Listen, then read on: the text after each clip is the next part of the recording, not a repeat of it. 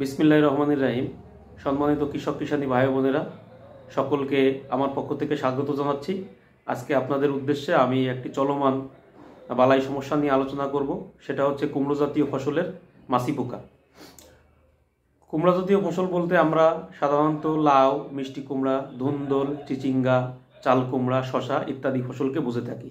এই ফসলের একটা গুরুত্বপূর্ণ পোকার নাম হচ্ছে এই মাছি পোকা, যা আমাদের এই সকল ফসলের ফলে বিভিন্ন ক্ষতি সাধন করে থাকে, যা আমরা সহজে নিয়ন্ত্রণ বা ব্যবস্থাপনা করতে পারি না। তো আমরা যদি এই মাছি পোকার জীবন বৃত্তান্ত এবং সকল তথ্য জেনে সঠিক সময়ে সঠিক পদক্ষেপ নিতে পারি, তাহলে আমরা এই মাছি পোকাগুলো সহজেই দমন করতে পারি। তো সর্বপ্রথম আমরা জেনে নেব এই মাছি পোকার অনুকূল পরিবেশ। এই মাছি পোকা কম তাপমাত্রা পছন্দ করে, অর্থাৎ 32 ডিগ্রি সেলসিয়াসের নিচের যে তাপমাত্রা, এই তাপমাত্রাটাই মাছি পোকার জন্য, তার জীবনযাপনের জন্য খুবই উপযুক্ত। এবং কম আর্দ্রতা, সেটা হচ্ছে 60 থেকে 70% নিচে। এই মাছি পোকা ছায়াযুক্ত স্থান এবং মেঘলাচ্ছন্ন আবহাওয়া খুব পছন্দ করে। এবং এই মাছি পোকাটি প্রজনন ঘটায় হচ্ছে সবচেয়ে বেশি এপ্রিল থেকে অক্টোবর মাস পর্যন্ত। মাছি পোকাটা আমরা সবাই চিনি, আপনারা আঞ্চলিক ভাষায় এটাকে আলমাছি বলে থাকেন। এই মাছি পোকা কিভাবে ক্ষতি করে? এই মাছি পোকা এই মাছি পোকা দুই প্রকারের মাছি পোকা। একটা হচ্ছে পুরুষ মাছি পোকা, আর একটা হচ্ছে স্ত্রী মাছি পোকা। পুরুষ মাছি পোকাটা আমরা কিভাবে চিনব? এটার যে পেট, এই পেটটা দেখবেন ত্রিকোণাকৃতি, এবং স্ত্রী মাছি পোকার পেটটা দেখবেন লম্বাটে। পুরুষ মাছি পোকাটা তার জীবনে গোধূলি লগ্নে স্ত্রী পোকার সাথে একবার মিলিত হয় এবং একটানা 10 থেকে 11 ঘন্টা মিলন করে, এবং এই যে পুরুষ মাছি পোকা, এই মাছি পোকার মৃত্যু ঘটে। সাধারণত এই কুমড়া জাতীয় ফসলে মাছি পোকার ম্যাগট এবং স্ত্রী পোকা, এই দুইটা ক্ষতি করে। স্ত্রী পোকা কি করে? স্ত্রী পোকা এই ফসলগুলোর যে ফল, তার যে স্ত্রী পোকা যে অভিপোজিটর, এই অভিপোজিটর দ্বারা ছিদ্র করে সেখানে ডিম পাড়ে, এবং এই ডিম ফুটে ফলের ভিতরেই বাচ্চা হয়, যেটাকে আমরা ম্যাগট বলে থাকি। এই ম্যাগটটা কি করে? ফলের ভিতরে শ্বাসগুলোকে খেয়ে নেয়। শ্বাসগুলোকে খেয়ে নেওয়ার ফলে আস্তে আস্তে আপনার ওই ফলটা হলদেটে রং ধারণ করে এবং পচে যায়। অনেক সময় দেখবেন ওই ফলটা ভাঙলে আপনি হলুদ রঙের ওই ম্যাগটগুলো দেখতে পারবেন। এবং এর শ্বাস যখন খাওয়া হয়ে যায়, ম্যাগটটা মাটিতে লাফিয়ে পড়ে এবং সে মাটিতে পুত্তলিতে যায়। আর স্ত্রী পোকাটা কি করে?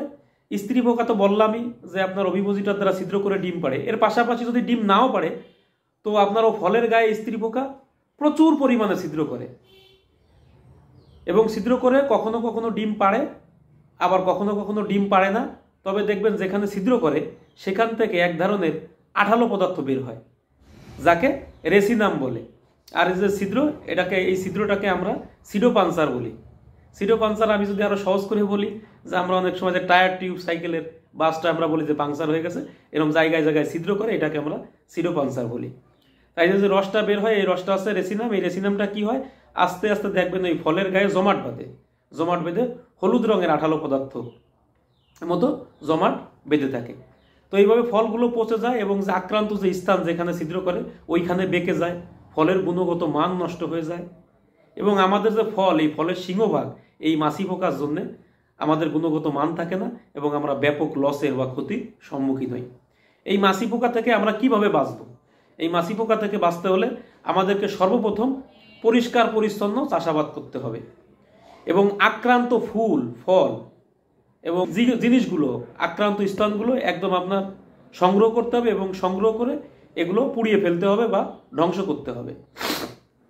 এরপর আমরা কি করতে পারি? এই যে আমাদের যে ফলগুলো, এই ফলগুলোকে আমরা ব্যাগিং করতে পারি। ফলগুলো ব্যাগিং করলে আমরা এই মাছি পোকা থেকে রক্ষা পেতে পারি।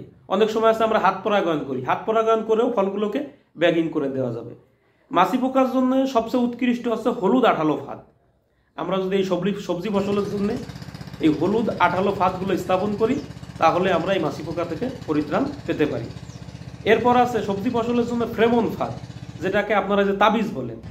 এটা আপনি প্রতি 10% জন্য 3টি করে যদি আমরা এই ফেরোমন ফাঁদগুলো স্থাপন করি, তাহলে এই ফেরোমন ফাঁদ স্থাপন করলে কি হবে, এই ফেরোমন ফাঁদের মধ্যে স্ত্রী মাছি পোকার গন্ধ দেওয়া থাকে, যার জন্য আপনার ওই পুরুষ মাছি পোকাগুলো আকৃষ্ট হয়ে আসে এবং ওই গন্ধে ঘুরতে থাকে এবং নিচে যে সাবান মিশ্রিত পানি থাকে এক সময় ঘুরতে ঘুরতে এখানে পড়ে মারা যায়।